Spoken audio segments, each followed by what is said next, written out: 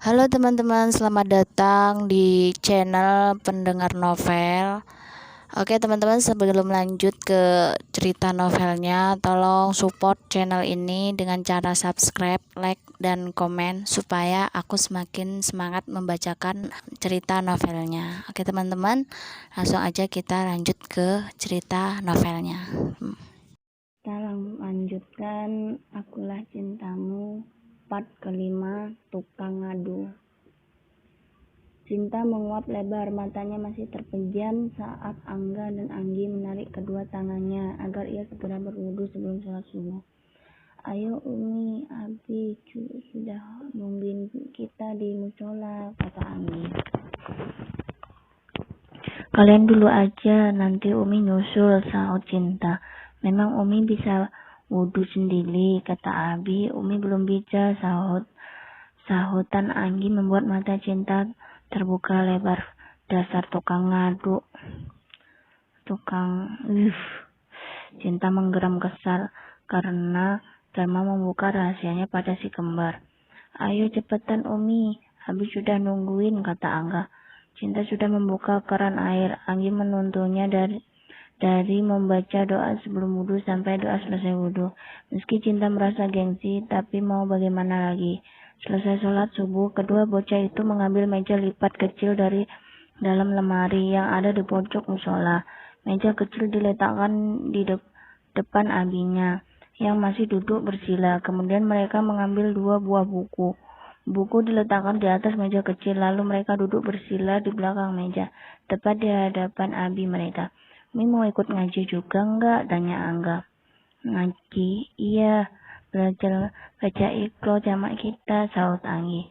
Cinta menggeleng, matanya menatap Dharma, tapi Dharma sedikit pun tidak memandang ke arahnya. Umi masih ngantuk, mau tidur lagi, jawab Cinta. Habis subuh lebih baik ngaji daripada tidur lagi Umi, kata Angga. Iya Umi, biar dapat pahala dari Allah, sahut Anggi. Biarkan Umi kalian tidur lagi, suara Dharma terdengar lembut kepada putra-putrinya, tapi seperti sebuah jubitan bagi Cinta. Tanpa bersuara lagi, Cinta keluar dari musola, ia menuju kamar tidur. Mulutnya berkomat-kamit memaki Dharma. Suara tawa si kembar dari lantai bawah membangunkan Cinta dari tidurnya. Lebih-lebih aroma nasi goreng dan telur dadar yang langsung menggoyang cacing di perutnya.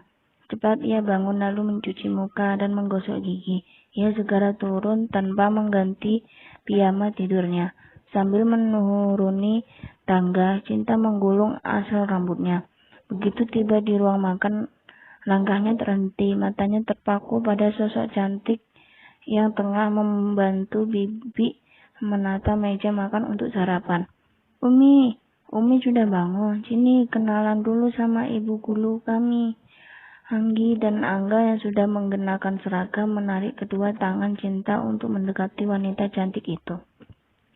Cantik sekali. Gamis hijau tua dan kerudung hijau mudanya membuat ia tampak seperti bidadari. Mungkin mata lebar dengan bola mata hitam legam, alisnya hitam dan tebal berbentuk tanpa dibentuk, bulu matanya hitam dan panjang juga lentik, bibirnya merah dan seksi, kulit wajahnya putih berseri dan hidungnya mancung khas Timur Tengah. Cinta memuji wanita itu di dalam hatinya. Baru kali ini Cinta merasa kehilangan kepercayaan diri. Baru kali ini pula Cinta tanpa disadarinya sudah memuji kecantikan seorang wanita. Assalamualaikum, kenalkan saya Azwa, guru Angga dan Anggi. Azwa mengelurkan tangannya mengajak Cinta bersalaman. Cinta masih terpaku di tempatnya. Jawab Umi, Anggi menggoyangkan lengan Cinta. Waalaikumsalam, saya Cinta. Saya Umi kita, istrinya Abi kita, potong Anggi sambil menunjuk ke arah Dharma yang sudah rapi dengan kemeja beserta dasi tergantung di lehernya. Duduklah kalian, kita sarapan sekarang. Suara Dharma mencairkan kekakuan di antara Azwa dan Cinta. Cinta dan Azwa duduk di kursi yang mengelilingi meja bundar, sementara si kembar duduk di kursi meja kecil mereka. Angga memimpin doa sebelum makan. Tak ada yang bersuara saat makan, hanya denting sendok dan garpu yang beradu dengan piring yang terdengar. Cinta sesekali melirik ke arah Aswa dan Dharma. Cinta bisa merasakan kalau Aswa punya perasaan terhadap Dharma, sedang Dharma yang disebutnya si raja tukang itu terlihat biasa saja. Acara sarapan selesai, Angga serta Anggi pergi sekolah bersama Aswa. Cinta mengikuti Dharma naik ke atas menuju kamar mereka. Aku harus bekerja hari ini, kata Dharma sambil membuka laci meja kerjanya. Tiap hari dia jemput anak-anak seperti tadi.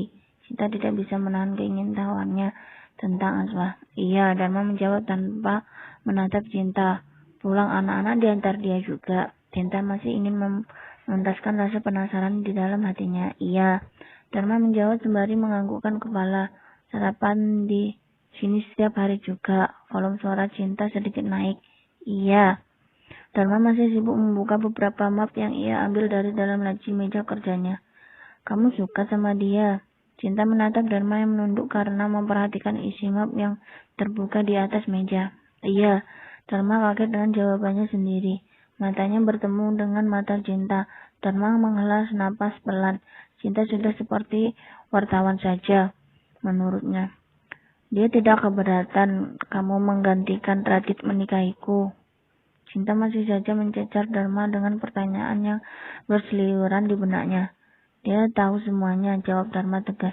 Tahu semuanya? Mata Cinta yang menatap Dharma menyipit. Ya, anggun tekan kepala Dharma menegaskan jawabannya.